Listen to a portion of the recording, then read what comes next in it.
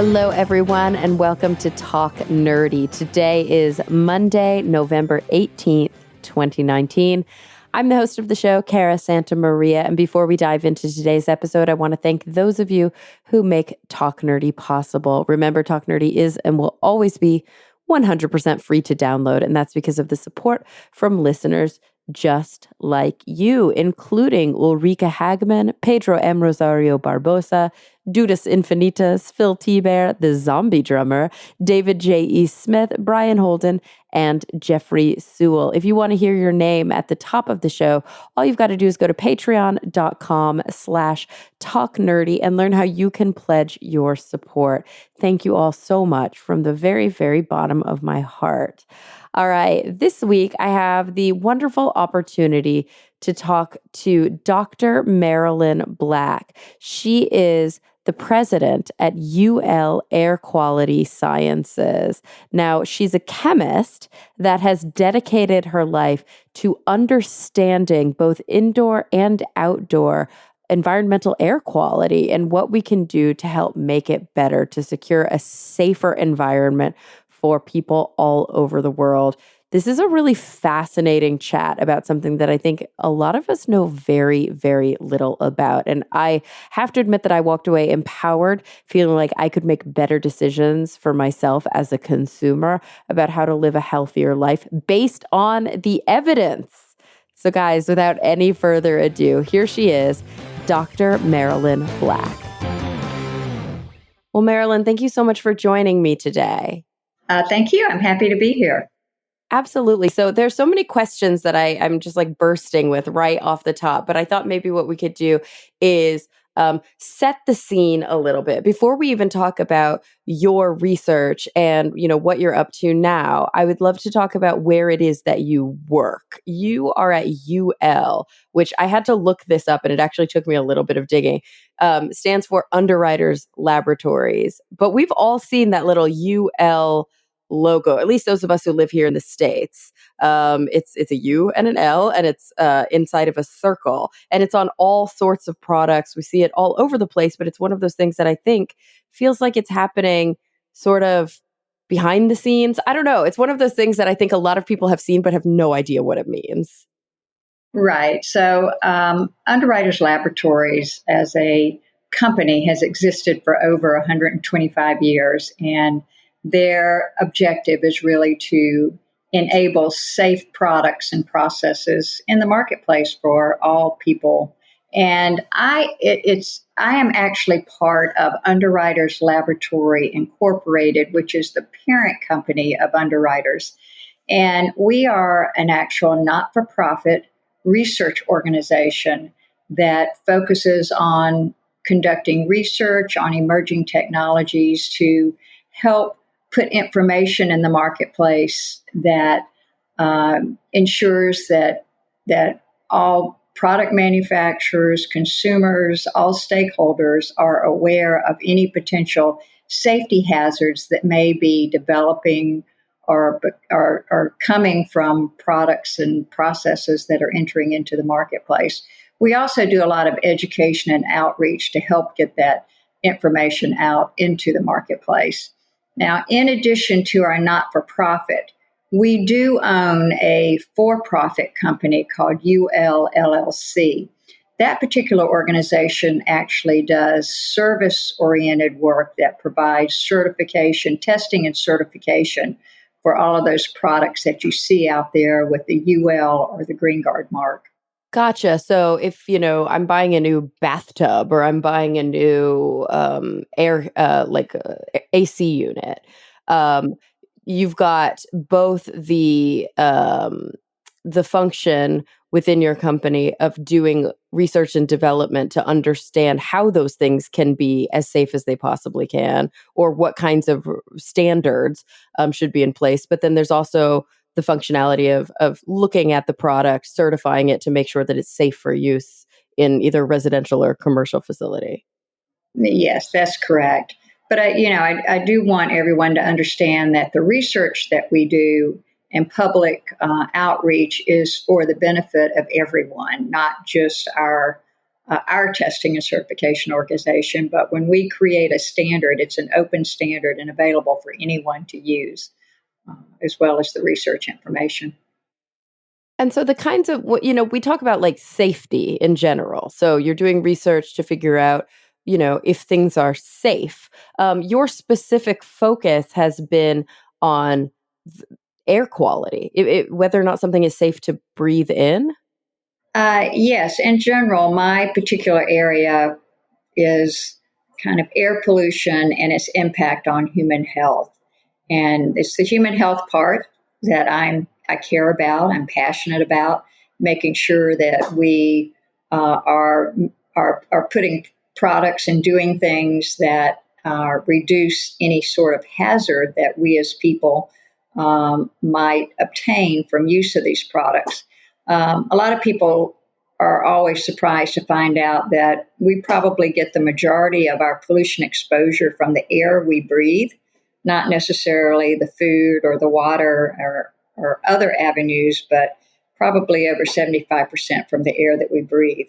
Oh, wow. And I think that that's probably because unless we live in a city like I do, like Los Angeles, where you can physically see the pollution from time to time in the air, you don't Right. necessarily think of air as carrying pollution. So many things you can't see. That's right. If you can't see it or you can't smell it, then many people don't recognize that it can be a hazard. But in the general indoor environment, which we do a lot of research in, there probably are, it's a very complicated atmosphere. There are thousands of different chemicals in the air at any particular time, as well as particles, as well as biological contamination, such as mold spores and things like that. So when you're in the indoor environment, you get exposed to kind of this very complex mixture of many different types of pollutants. So I'm looking here at your bio a little bit to kind of understand how you got where you are now, because obviously I want to get really deep into air quality, but I want to understand how somebody finds themselves dedicating their entire career to that. It looks like you've kind of throughout your academic training studied chemistry. Is that correct? Yes, most of my academic training was pure chemistry. And so do you feel like that was fundamentally necessary to then understand this more applied interaction between, chemicals in the air and how they affect our health and well-being? Yes, absolutely. And I look back through my career, and when I went to undergraduate school, I really thought I was going to become a practicing medical doctor. And once I got into school and started taking my courses, and I was able to really have a mentor who was a chemistry professor. He was assigned as my advisor right when I first started undergraduate school. And he was actually from the Boston area, and he was doing in house research on the impact of heavy metals on children's health. So I was able to kind of participate in that sort of research early on. And that's kind of what gave me the bug to really say, wow, this is pretty interesting that, how pollution is affecting human health and all of the um, things that affect this and make a difference, and how it's so associated with the products that we use on a daily basis and the activities that we do. And so I got a little bit more interested in understanding how all that ultimately affects human health versus going down a route of just kind of potentially treating the symptoms. So that's kind of what switched me from kind of thinking I was going to be a medical doctor to maybe I really wanted to be more of a researcher and helping understand why these things were occurring. It seems like such a complicated research topic, just A, because of the breadth and the scope, but also because it really is so sort of multidisciplinary in nature to really understand the complexity of the interaction between the air we breathe and how it affects us downstream. It seems like you have to have training in multiple fields. Well, it is very complex, and it's hard to have training in everything. So we really rely on a lot of collaboration with a lot of different scientists and researchers. So, in most of the research projects we have going on now, we probably have a half a dozen different collaborators from different universities and organizations who are also participating with us, because it just takes that multidiscipline type of approach to understand everything. But so you're correct, and I think what happens in a career like mine is that as you work in this area and you develop the network of experts in these various areas, you become exposed to a lot of the other information, and you begin to learn it as well. So it makes you a little bit more versatile across those different disciplines, and you learn who to go to for help when you need it. And so you've been doing this basically your entire career. Is that correct? I'm looking back that you haven't been at UL the whole time, but you've No, I have been doing this for my whole career. The only other job I had prior to this particular activity was being a lifeguard in the summers, when I was in college and high school. So, but probably one of the most important things that happened to me after I finished my master's degree at the University of Florida. My husband went in the Air Force at Wright-Patterson Air Force Base. I was lucky enough to get a job at the Aerospace Medical Laboratory, which was based there. And this was kind of at the tail end of the Vietnam War many years ago. And I was able to get involved with understanding the dioxin issue, where we began to study some of these soldiers and veterans that were developing this very unusual disease that ultimately we learned was related to dioxin exposure during the Vietnam War. That's Agent Orange? Agent Orange, exactly. Agent Orange was the actual herbicide that was sprayed over the vegetation to clear it out during the Vietnam War. And the dioxin was a contaminant, a chemical contaminant that was present in the Agent Orange. And it was ultimately discovered that it was this contaminant that was so highly toxic and producing these very serious adverse health effects on people that were exposed. And that was really my first job out of graduate school, and it really brought to light the impact that a toxic chemical in such low levels could have such a profound health effect on human beings. And I mean, dioxin in the herbicide was present at parts per quadrillion levels. I mean, it's hard to even imagine how you can measure that low. Extremely low. It's like, one drop of water in 100,000 Olympic swimming pools. I mean, it's just amazingly small. And I was able to see these people that were affected. Our group at Wright-Pat actually found the dioxin in the Agent Orange and helped identify that as being the source of the problem. And anyone that is tracking this now, the Agent Orange issue, knows that health impact has affected generations after that initial exposure. And it's been found to be one of the most toxic chemicals, man-made chemicals that we've encountered. So that really, I found that pretty fascinating to understand that, to be part of finding it, be part of understanding that chemicals can be really good. I mean, we use chemicals to make all products that we use today, and they help us be very innovative and advance our capabilities, but there can be toxic ones as well. And being able to differentiate between those and knowing when we have a problem and addressing it becomes very important. So that experience, kind of coupled with my undergrad experience on looking at children who were exposed to heavy metals like lead, that I was able to observe was affecting their cognitive abilities, learning abilities, etc. Just, I found, wow, we as a country can do better than this. We need to understand these problems before they happen and try to prevent them from happening. So my whole career kind of started from that.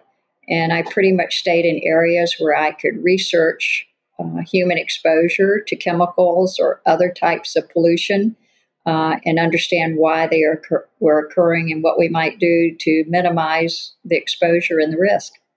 Yeah, that's kind of as you're speaking, I was thinking that exactly what you just said. It feels to me like living in, the US in 2019, soon to be 2020. You do hear these stories. You hear about things like Agent Orange, but they're much more few and far between, or like Tom's River in New Jersey, or these big kind of epidemiological, horror stories. But much more often, it does seem like, I mean, when you really compare that to the number of products that we use that actually do have, volatile compounds that are being put off, and the number of chemical products that are in the environment, much more often those aren't stories that you hear. And it seems like it's because we've gotten in front of these things instead of having to wait until the damage is done. Well, we hear a lot, we often hear of situations where we have kind of the unintentional consequences that we find out later. And, some perfect examples of that are asbestos, which, was a wonderful product because it provided a lot of good measures for different types of materials, fireproofing and insulation and things like that. But then, we found out decades later that it was a pretty significant carcinogenic substance. So that, I call them unintentional consequences. We get very excited about the positives that they bring, but we don't quite study it well enough to understand what those unintentional side effects might be. And formaldehyde is another one. Formaldehyde is a common volatile organic chemical in the air that comes from a lot of manufactured wood products and other sources that use glues containing formaldehyde. It's a great, inexpensive chemical that performs very well, but high level exposure over extended period of time can result in adverse effects, including cancer. So what we do is really try to study as much as we can to help identify those sorts of things to, as I said, to minimize the risk. And I think from my career standpoint, after Ohio, I was in the Boston area for a while working on outdoor air pollution and sulfate acid rain exposure. And then I came to Georgia and took a job at Georgia Institute of Technology, where I was able to finish up my PhD, and then continue to research there. And that's when I got involved in what I call the indoor air. And that's really understanding the air in our homes, in our schools, in our office buildings. And at that particular time, there were a lot of people that were getting sick in buildings. And no one knew why. They became unproductive. Some people developed significant respiratory issues. Some developed fatigue, flu-like type symptoms. But when they would leave the building and go away for a couple of days, all the symptoms would disappear. So I became really interested in that and said, wow, I can apply all these tools I've learned and technology to try to understand what's going on. And so I began a research project in indoor air quality looking inside buildings, studying the people that were being affected, doing air measurements to understand what was in the air. And that's when we found that the indoor air was much more polluted than the outdoor air. And most of the pollution were coming from the construction materials and furnishings and products that we were bringing into the indoor environment. So we were loading up the indoor environment with all these products and not necessarily providing enough ventilation in the buildings to flush it out. So it was basically increasing to levels that became hazardous to the building occupants. Interesting. I guess I always assumed that the reason indoor air pollution might be worse would be because we're actually somehow capturing the outdoor air pollution and not allowing it to, I don't know, circulate or to vent. But really, we actually have all these products inside our own, whether it be our homes or, probably these, office buildings and industrial places. Um, those things are actually producing the pollution themselves, the products within them. That's right. It's primarily the products and the activities. We have a lot of various activities that go on like that generate potential pollution. Mm-hmm. And so this is such a broad and general question, but in terms of, this being a real issue, I can't imagine. I look around my house and I'm like, wait, what is putting off pollutants in my own home?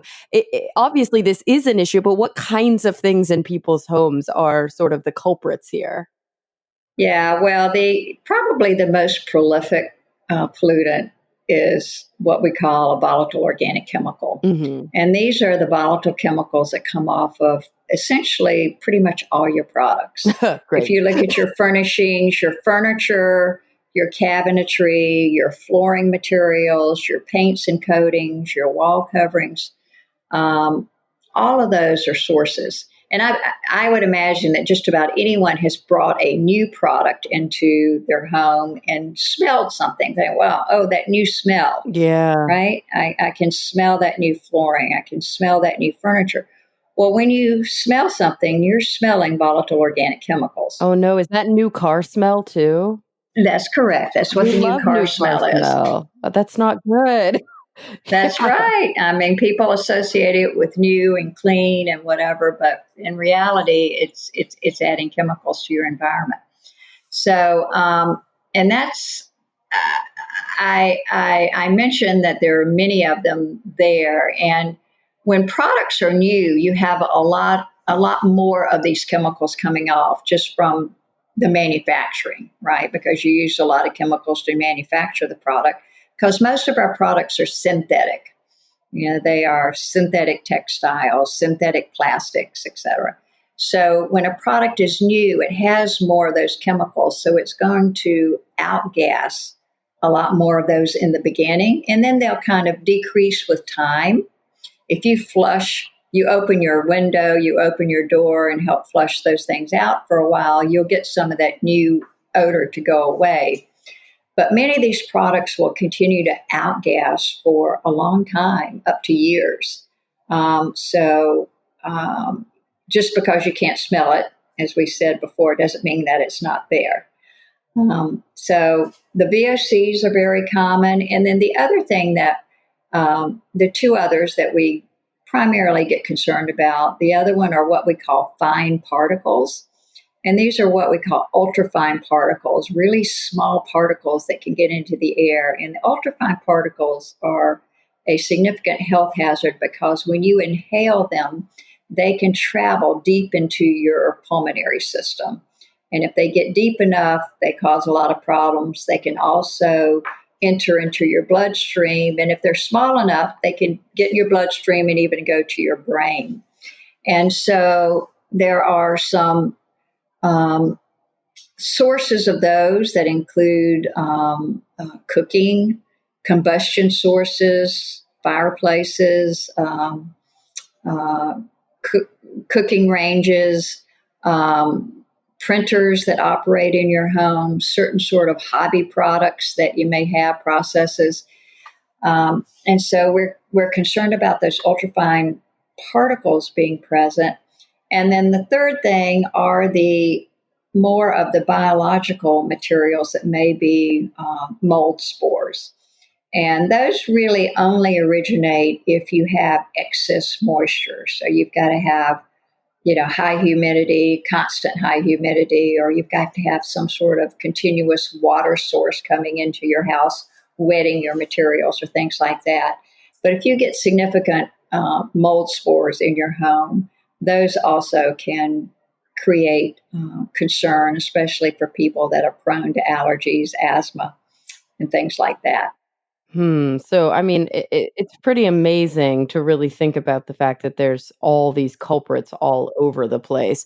But obviously, there's Yeah. also changes that are taking place within these industries, right? I mean, one of the most obvious that I see is that when you go shopping for paint for your indoor paint for your house, there's all these options that are like low to no VOC paints.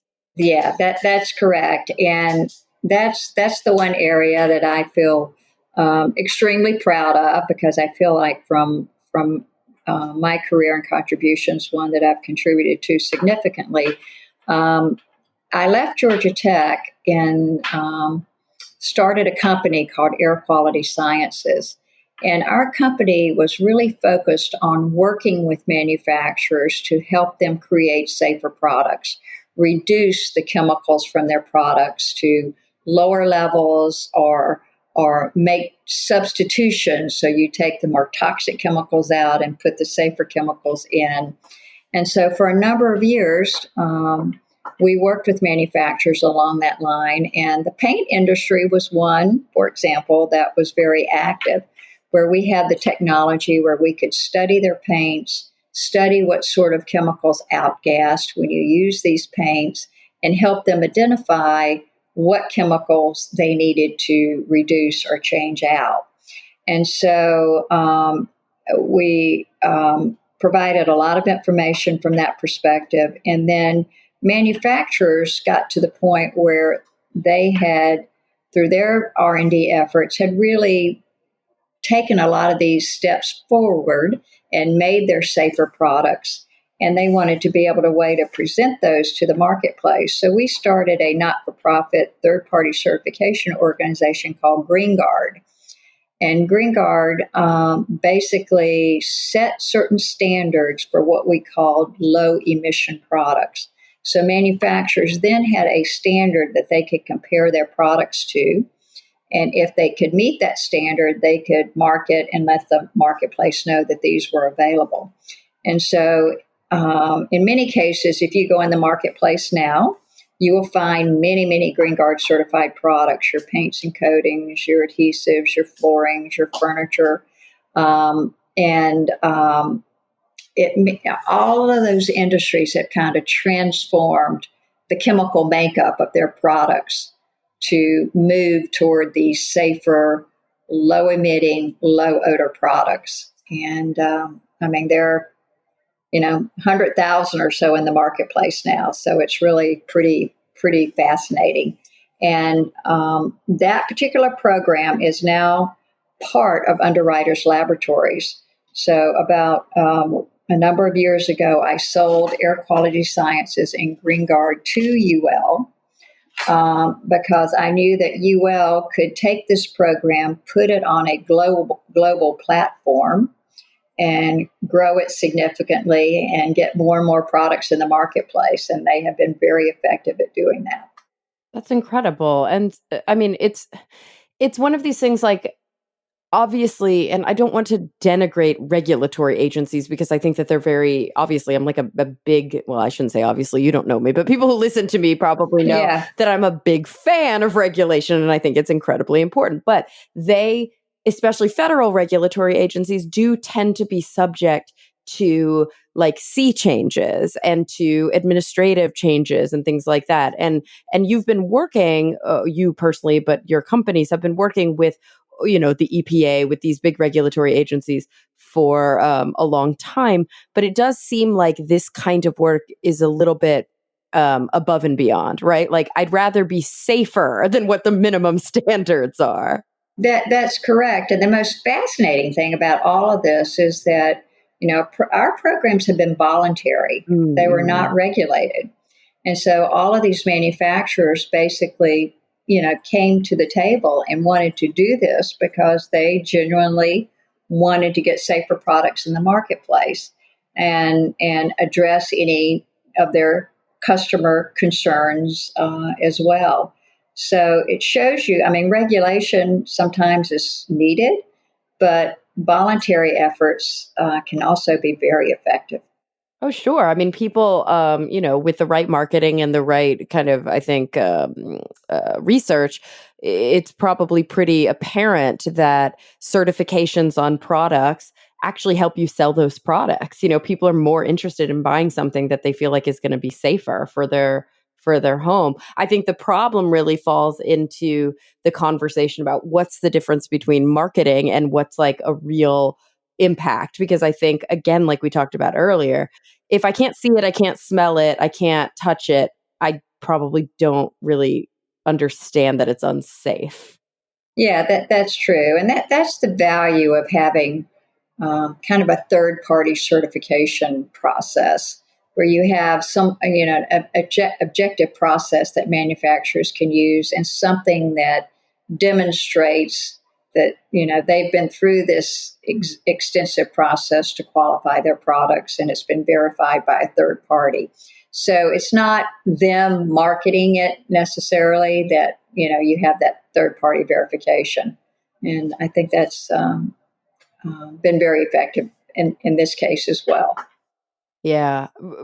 Kind of random logistical question, but I think the majority of listeners of this show are probably not probably. I have the statistics; they are U.S. based, but I still have a pretty big listenership in generally English speaking countries, but also some non English speaking countries throughout the world. Mm-hmm. And I definitely sometimes see that products will have a UL logo, for example, or maybe these the other certification that you mentioned, the GREENGUARD certification, um, Right.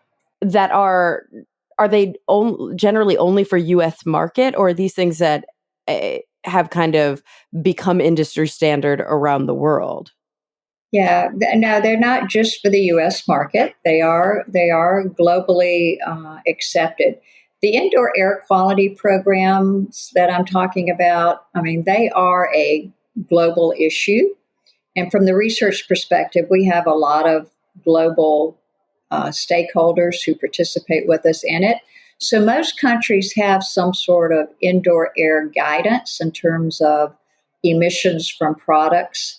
They differ a little bit country by country, but GreenGuard is one of the most stringent programs out there. And so it's pretty globally accepted in all countries. And certified products are now, there are a lot of products that are made in other countries, right, that are brought into the U.S., so you want to make sure. But at the locally at these countries too, their people are asking for safer products. And so these programs are recognized there as well. All right, guys, let's get back to the show. We talked a little bit about what some of these sources might be, like paints and flooring and cabinets, but there are also some things that are, I don't know, maybe like newer issues that we might not really think about. One of the big ones that I hear a lot about is, for example, 3D printers. That 3D printers are actually like, they put off some pretty like brutal emissions, don't they? Well, yes, 3D printing has been one of our big research areas. And we started researching 3D printing about 3 years ago. And it's interesting, we started getting some calls from school administrators who were asking, we're bringing these 3D printers into the schools, but a couple of folks have expressed concern over the odors associated with them, or we had an asthmatic child in there who reacted and we had to relocate them, et cetera. And we don't really know if this is a concern or not.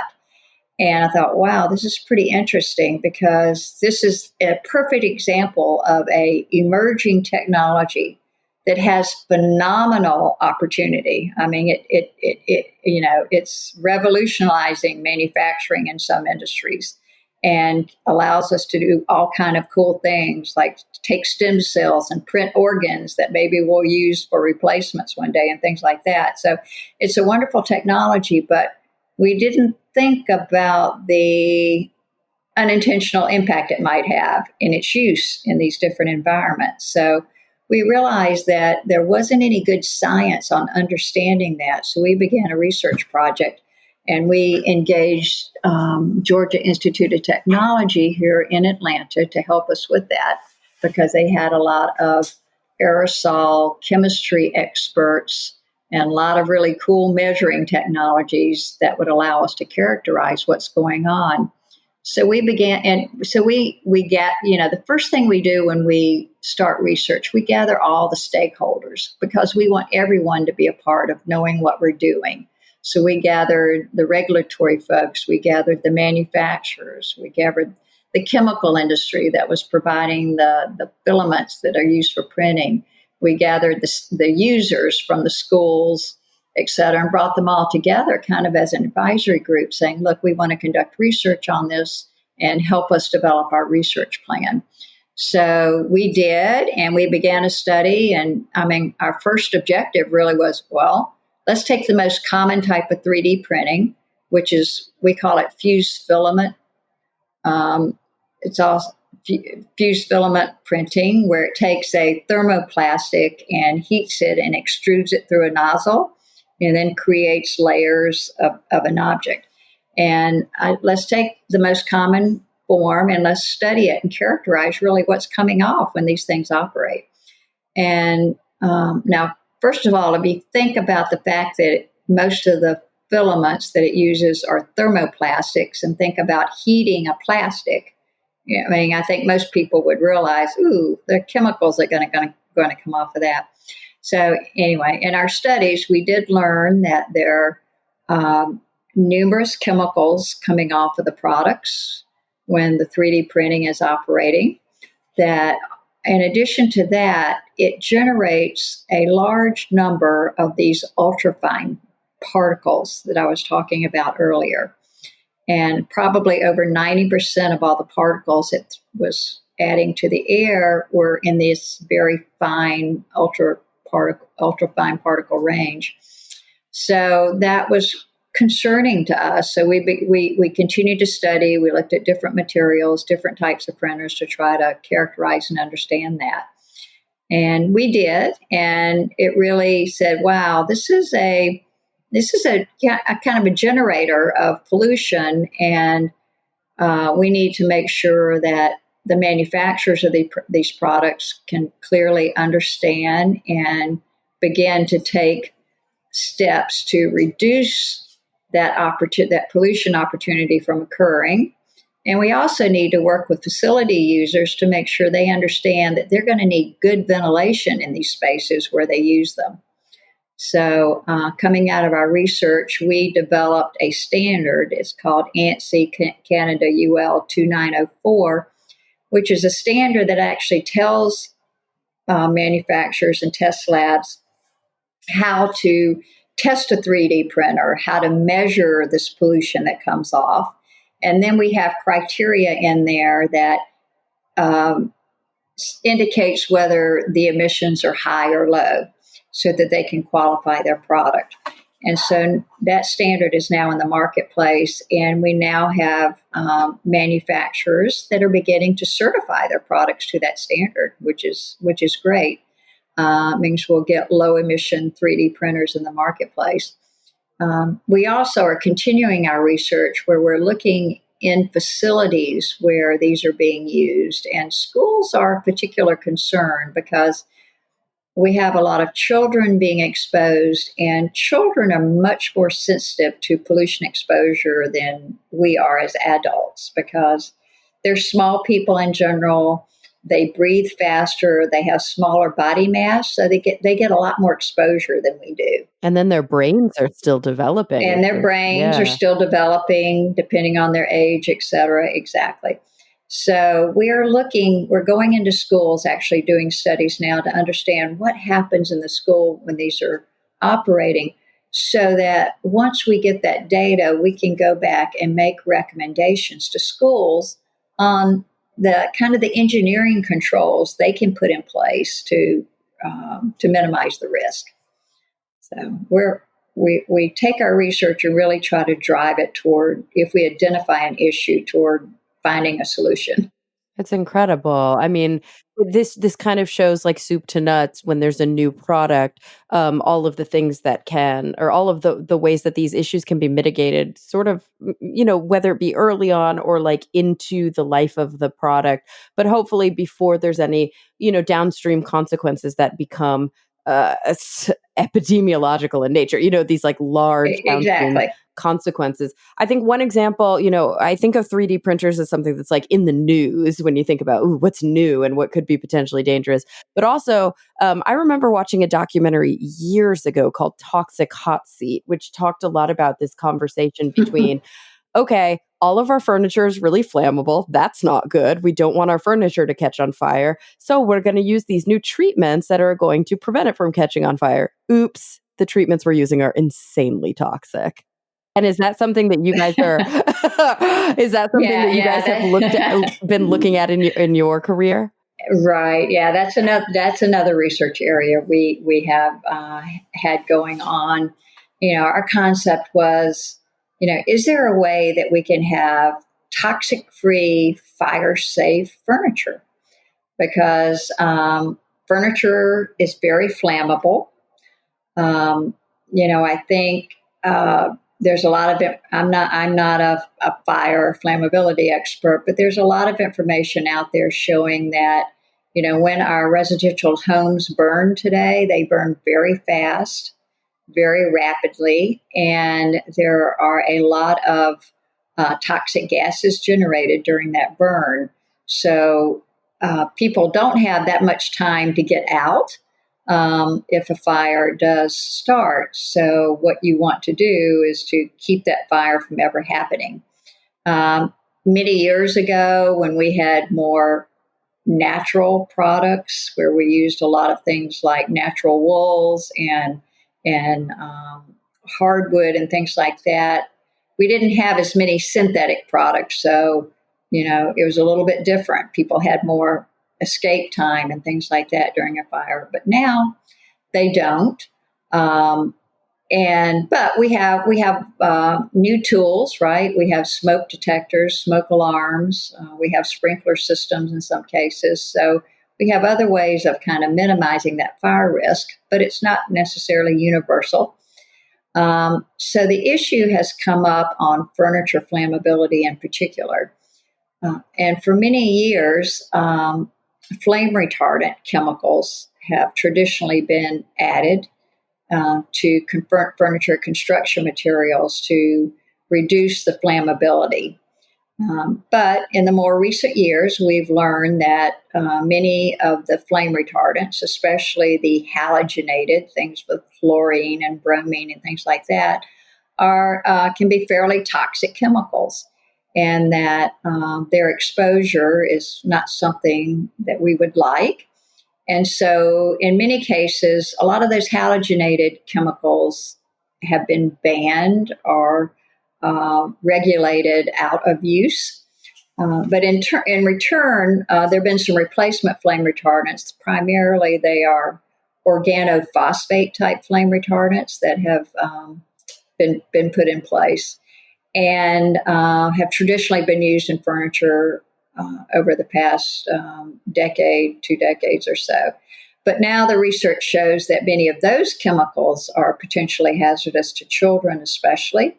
They affect kind of their developmental cycle, their reproductive cycles, and things like that, and are of grave concern. So there's been a push toward removing the exposure to flame retardants in our residential environments. So we started a research study, again, a number of years ago, to kind of create data to understand if there were flame retardants in residential furniture, how do people get exposed to them? Do they come out of the furniture? Do they get emitted into the air and people breathe them?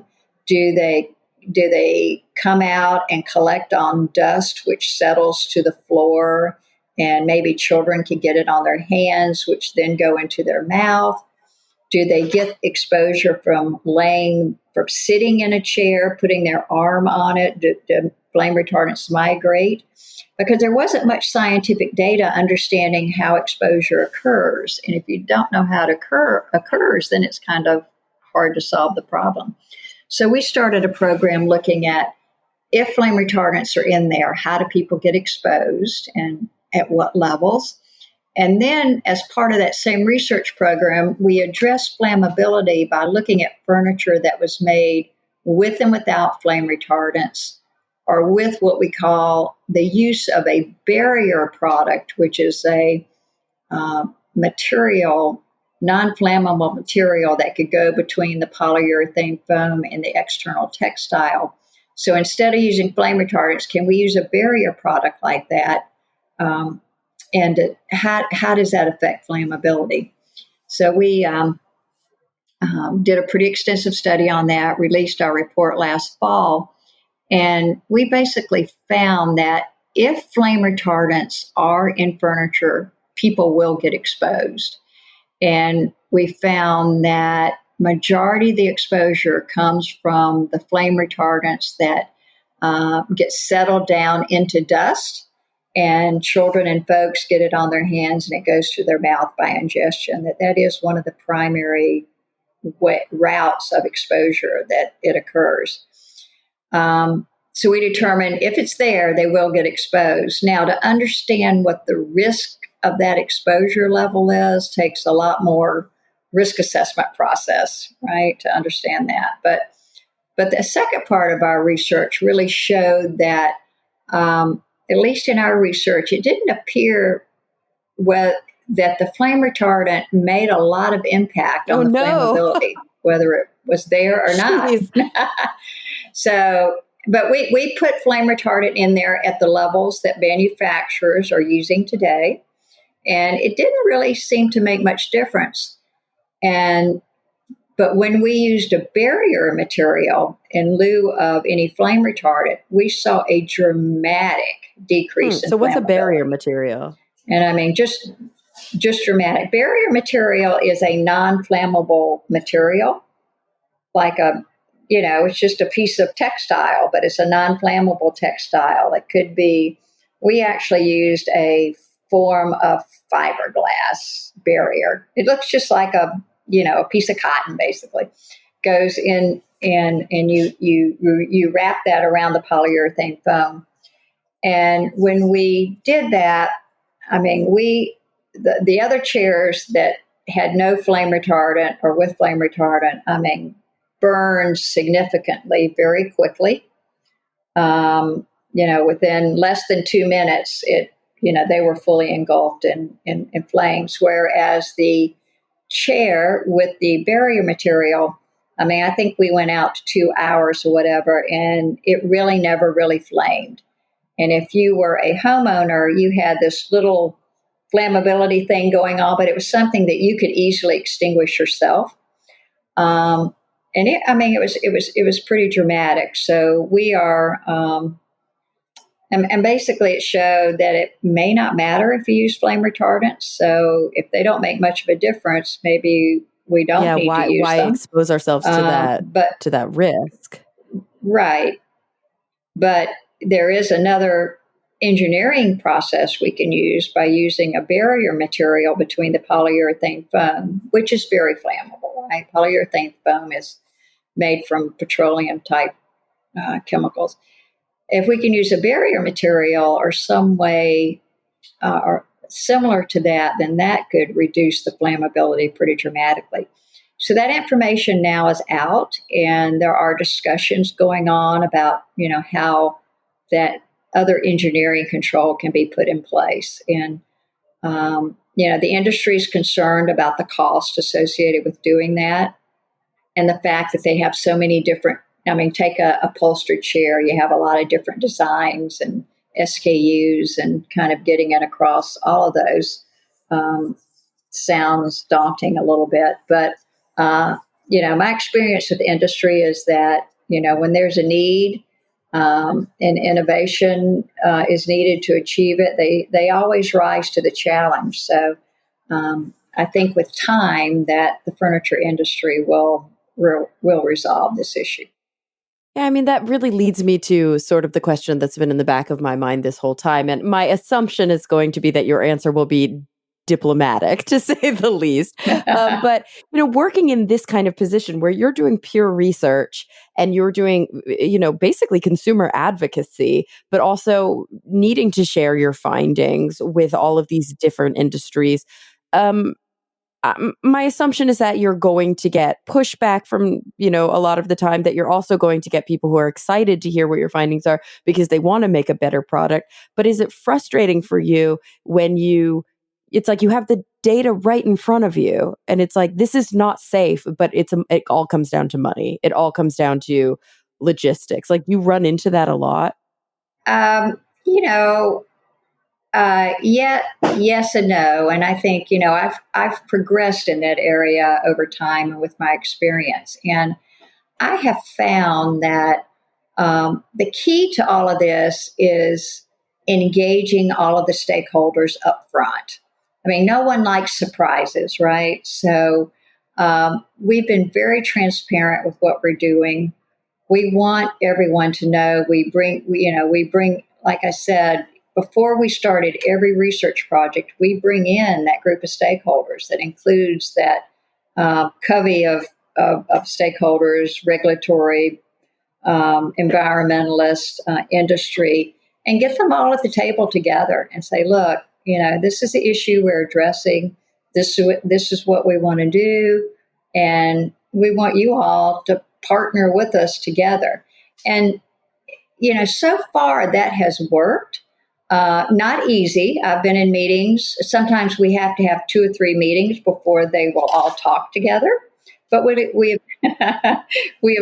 eventually get there, and so I, I feel like that sort of outreach and communication is really probably key to success on all of this.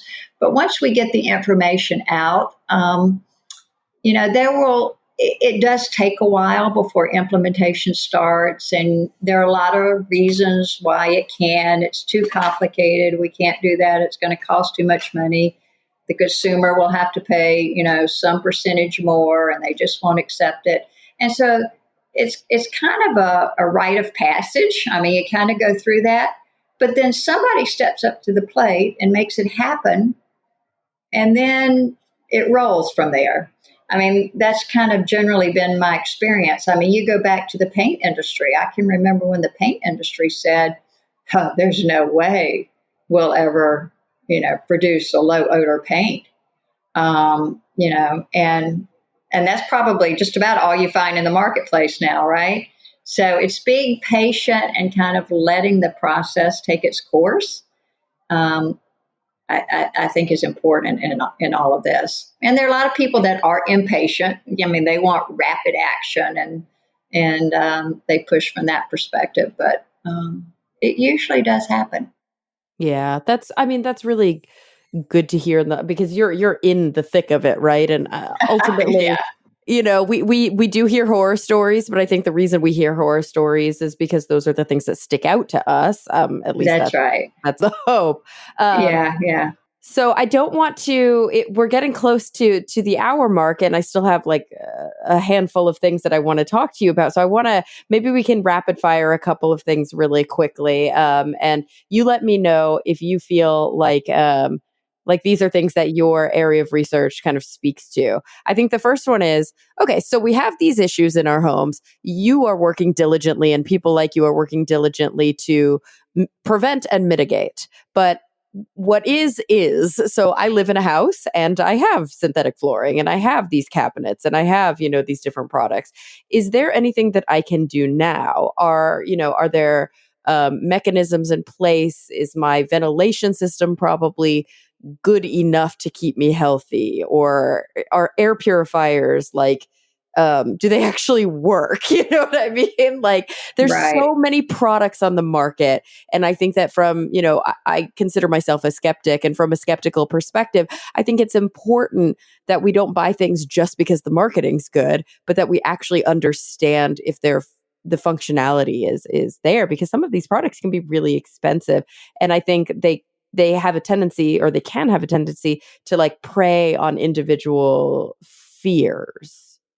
So, Uh, you yeah, see air fresheners or air purifiers on the market that may not even do anything, but they cost hundreds or even thousands of dollars. Like, how can consumers make smart decisions about this stuff?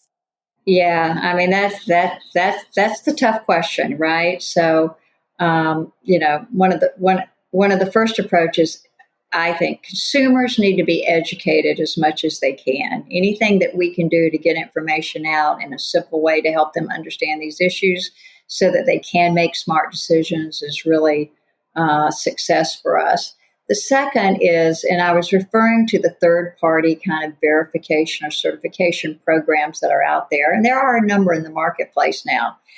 I think for anybody buying a product today, they need to understand and ask the question whether that product, if they're promoting that they're an air purifier and they remove all of the stuff from the air, that they have verification information showing that, not just what they say. Or if you're buying a general uh, construction or furnishing type product, that you will be able to find a third party certified product now, whether it's a paint or your furniture and that type of thing. So I think knowing to ask for those products, um, I think you can find them.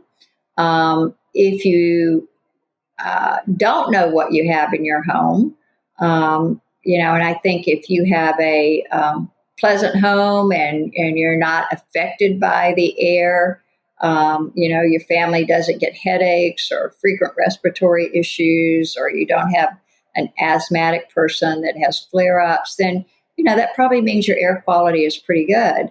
But my general advice is bring in as much ventilation as you can. You hear a lot about the outdoor air being polluted. And if you're in California or wherever and there's a wildfire, yeah, you probably don't want to bring in the outdoor air, right? But in general, in general locations where you don't have those extreme events, you want to open your windows, open your doors, flush your air out, really as frequently as you can, because that really helps. Um, if you're concerned and you want to try an air purifier, and there are a lot of air purifiers in the marketplace, there are some that have been proven to be effective. There's some that haven't. I mean, if you hear about these that remove 99% of the mold spores and things like that, I would be very skeptical. Because most mold spores are everywhere. Really can't get rid of them. They're everywhere. But we've actually have done some strong studies over in Asia, looking at air pollution in China and India, which has some of the most polluted air in the world, as you know. Looking at air cleaners, and we found that air cleaners can effectively remove a high percentage of chemical and particle pollutants. And so there is a program that's run by the American Manufacturer of Home Appliances, I believe, something like that. And they run a verification program where air cleaners get a clean air delivery rate. It goes through a test and it gives it a rate of how efficiently it cleans the air.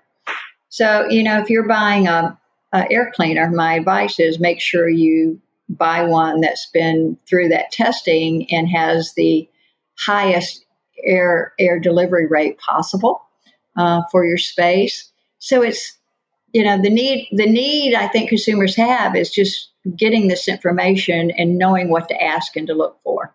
Yeah, yeah, I think that's really, really good advice. And it's funny because you actually covered the other question I was going to ask.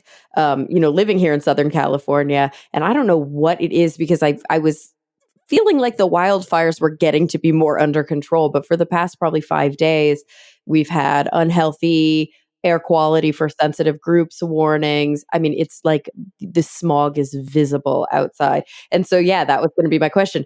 Is it better to stay inside than to go outside? But so you're saying in general, indoor air tends to be a little bit more polluted than outdoor air, unless you're living in an area where there are, warnings outside, or where there's good reason to think that the outdoor air is exceptionally polluted, like in Beijing or Shanghai or something like that. Right. Yeah. You have to be in an extreme environment, such as the pollution in Asia, where you can see it in front of you, right? Or the wildfire generation. And then, yeah, you're better off inside and not bringing in much of that outside air at that time. And do most people, let's say if I have central AC in my home. So my heat and my air conditioning system are connected to intake what do you call them? Like intake uh things and vents throughout the Hmm. house. Generally speaking, in relatively new construction, residential construction, are these kinds of systems well developed to help circulate air and remove, or at least prevent, any sort of stagnant air from hanging around? Do they actually clean the air? Well, I think the heating and air ventilation systems have gotten a lot better, and there are probably two important factors. One is, if possible, making sure that your ventilation system actually does pull in fresh air from the outside. Ah, A gotcha. lot of the older systems just recirculate what you have inside, So that's right? like living in an So airplane all the time. that's right. So, but the newer systems have the option of bringing in, some percentage of that air that passes through your home would be outside air, and we use about 20% as a rule of thumb in terms of how much of that air ought to be clean outside air. But if you have the option of bringing in that outside air, that is very, very positive for the environment. The second is to make sure that you have a good filtration system. And the best, the filters are now rated by, they call them MERV, MERV.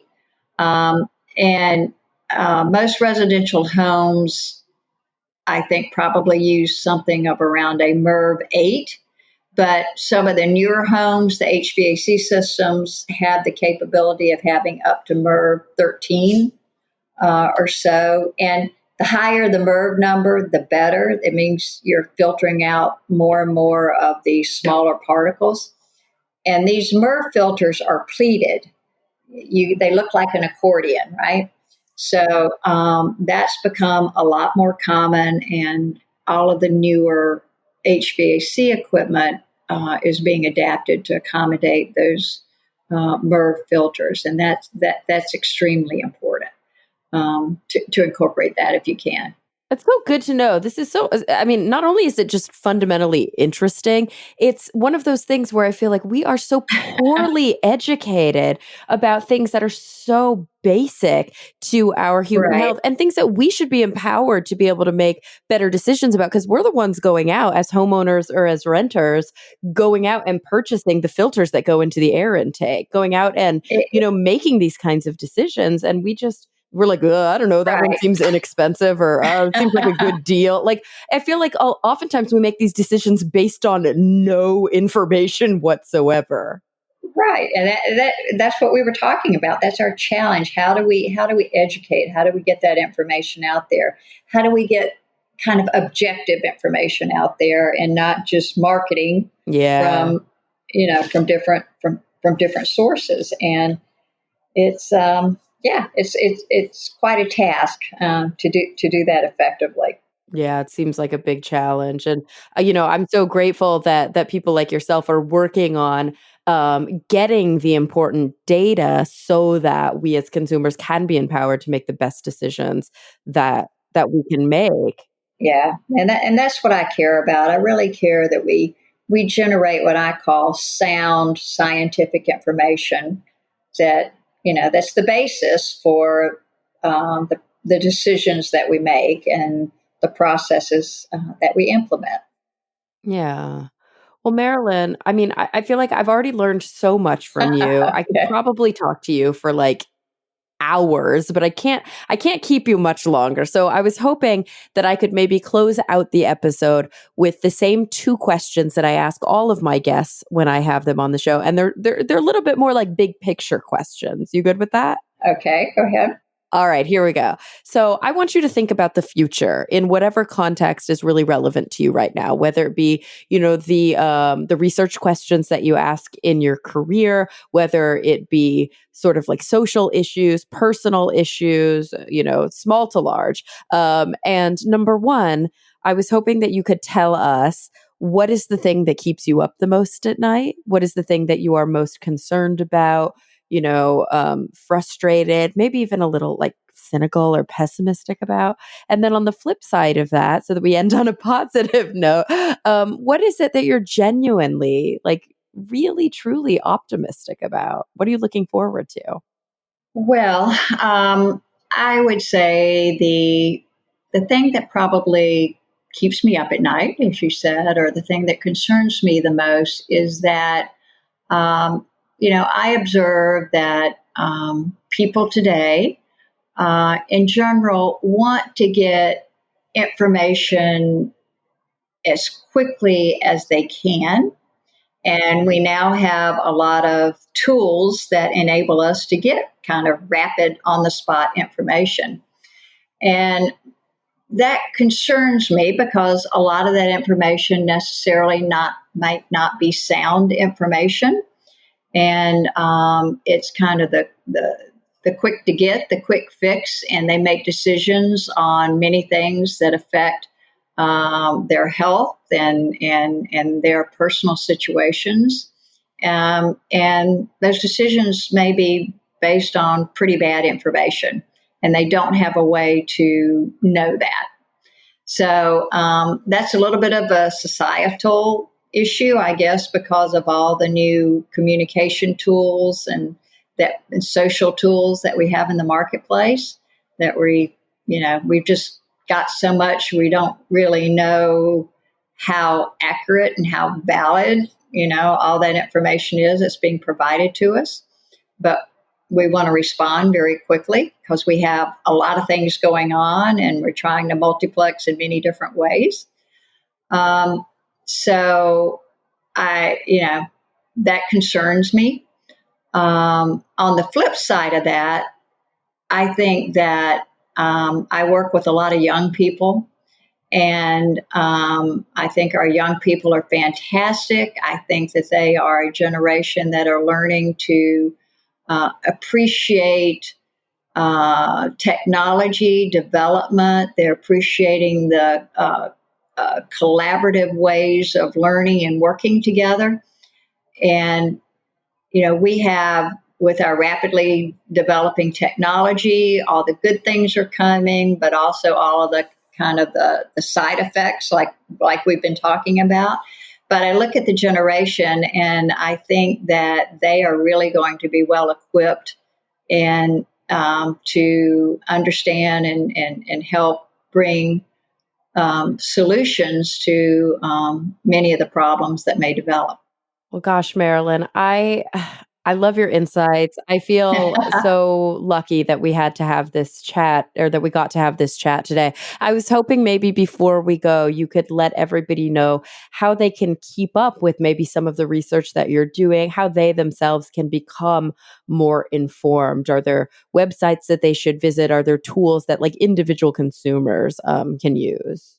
Yeah, well, we're working on that. We're working on some communication routes. We're in the process of setting up some social media tools to get our information out. But we do have a website, and it's ulchemicalsafety.org, where we post all of our research and all of the things we have going on. It's somewhat technical at this point, but all of the information is there. And I would say in the next 3 months, we will be out there in social media on some solid, with some solid processes, trying to relay this science information in a very consumer-friendly manner. Oh, I love that. After my own heart, science communication is just so important. I think that you are an incredible science communicator. You've been able to really kind of distill a lot of this very complicated chemistry and these complicated conversations. I mean, goodness, between the chemistry and the regulatory stuff and the health and human safety, to be able to have these conversations at a level that we can all understand is incredibly important. So I thank you so much for that and for joining us today. Well, thank you very much, Cara. I enjoyed it as well. Absolutely. And everyone listening, thank you for coming back week after week. I'm really looking forward to the next time we all get together to talk nerdy.